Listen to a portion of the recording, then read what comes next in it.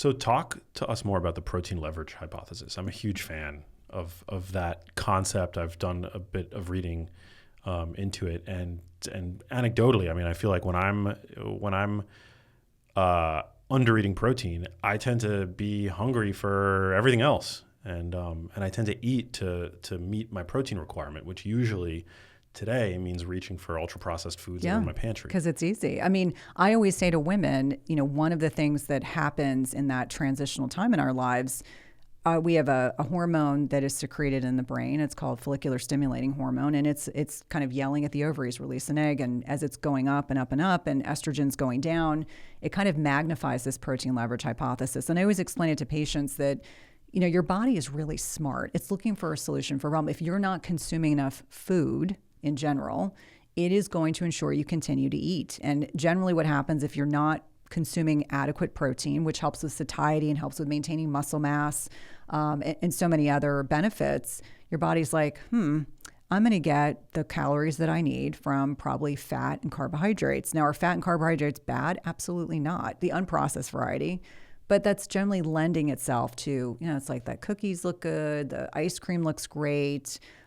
It's this pantry eating that people are consuming, late into the evening and not understanding why that's happening. And it's because they're undernourishing their bodies. And that's a bigger message that, as women are making this transition, so many of us, myself included, because this did happen to me, it's like you start to think, oh, well, if I eat less and exercise more, because of course that's what we're taught, and that's what we teach to our patients, that's going to be effective for middle-aged weight gain. It couldn't be farther from the truth. And so I think women get to a point where they're chronically undernourishing their bodies at the expense of adequate protein intake, not realizing what the long-term detriment is of that, which is not just loss of skeletal muscle mass. It's the bigger issue with loss of metabolic flexibility, loss of insulin resistance. You become insulin resistant.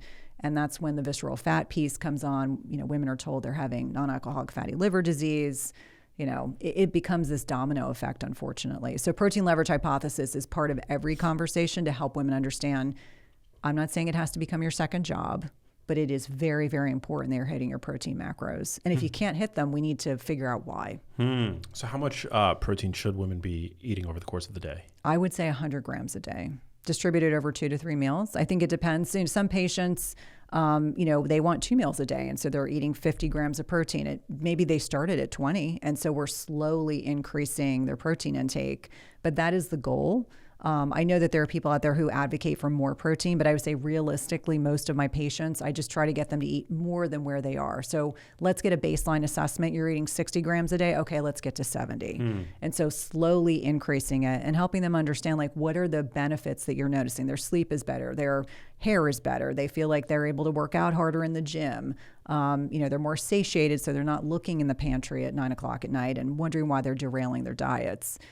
So I think that there's a lot of benefit, but wrapping their head around eating more protein for a lot of people, it forces them to eat differently. Well, look, the dietary guidelines were just updated for the first time in decades to reflect the necessity, the growing body of literature showing how protein is crucial for aging well. I mean, we now have a recommended daily allowance for protein that's 50% more than what it has been for the past 40, 50 years. And what's ironic to me is when I say to women, you actually need more protein now than you ever did. Like, I look at my very athletic young adult sons, and I'm like, they could probably sneeze at 10 grams of protein and trigger muscle protein synthesis. I'm like, guess what? We need more. We need more to be able to trigger the same response. And so, again, helping women understand, I'm not doing this to punish you. I just want you to understand the science so that you're doing all the things that you can do to ward off losing muscle so you don't lose independence. Like, that's really... I can see that. It's closer, that whole aging process is closer to me now than it was when I started in medicine. But I think a whole lot more about, like, you don't want to lose independence. Like, if that's what the end result, if that's what I have to say to you to make you understand why it's so important to eat more protein, you don't want to be dependent on someone else to take care of you. Well, what do you say to women who are hearing, terms like muscle protein synthesis and fear that it's going to make them big and bulky? It is physiologically impossible for a woman to be big and bulky unless you are consuming a lot of anabolic steroids and or supraphysiologic doses of testosterone. So let me back up and say, what does that mean? Steroids, like if you're using steroids like some bodybuilders use, yes, if a female used anabolic steroids at very high doses, you could get bigger and bulkier. If you were using super physiologic dosing of testosterone, you could get more androgenic. And I do see some of that. And I sometimes am, I sometimes humbly, as a clinician, I just kind of, observationally looking at someone saying, you're on a lot of testosterone.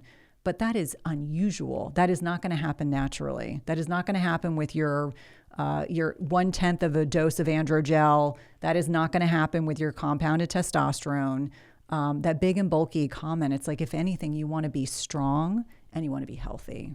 And that's not coming from normal physiologic dosing of testosterone. Yeah, I think people forget that muscle protein synthesis is it's required to maintain your muscle. Correct. Like, it doesn't grow muscle on its own. You need to be resistance training hard over the course of years to grow a meaningful amount of muscle.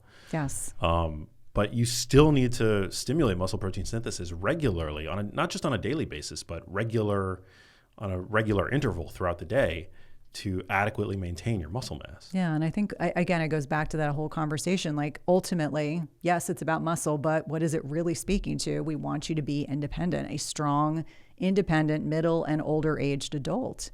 And I think, the thing that struck me, and I talked about this recently, what struck me during the pandemic was I went a period of time without seeing my parents. And my mom was in her 70s and my dad was in his 70s.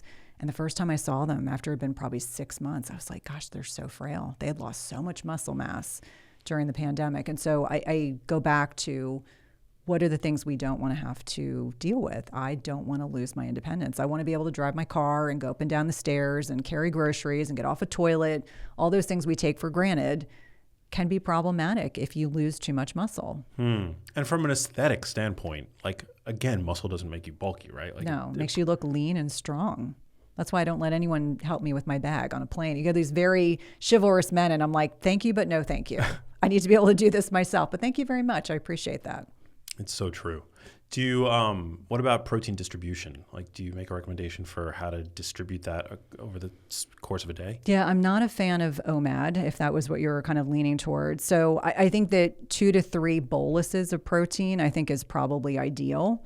When you look at the research on OMAD, which is 1 meal a day for those that are unfamiliar with it, and sometimes is kind of tucked away nicely into the intermittent fasting kind of genre of options. I genuinely worry about people being able, women in particular, to be able to get 100 grams of protein into 1 meal. I don't know any women that can do that. I can't do that. I get to 60 and I'm like, my body's like, we're done.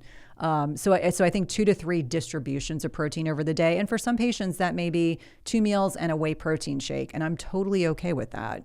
I'm not someone that's going to pass judgment. And even myself, I occasionally have protein shakes when I'm having a really busy day. It's like, I need 30 more grams of protein in to be able to close my feeding window. This is a great way to do it. Yeah.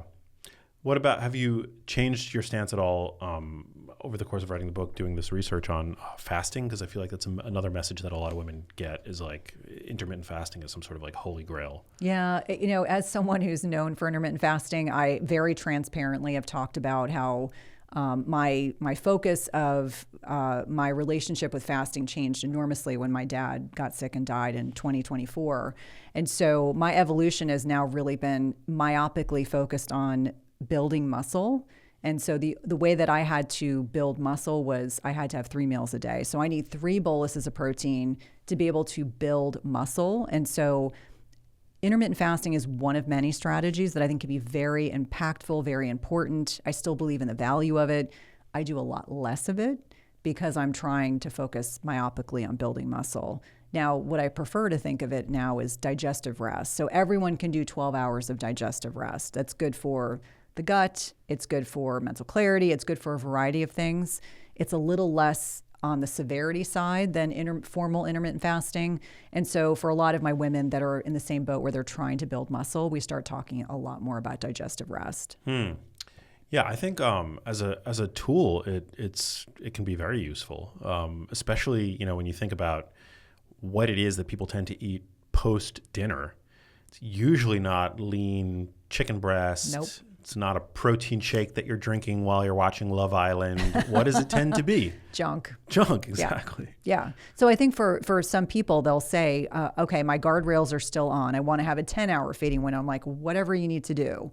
Try to aim for 2 to 3 meals a day, getting enough protein in. And if you are using the digestive rest terminology, that's great. If you want to say that I have a 10-hour eating window and I'm still doing, light, intermittent fasting light, I think that's great. Yeah.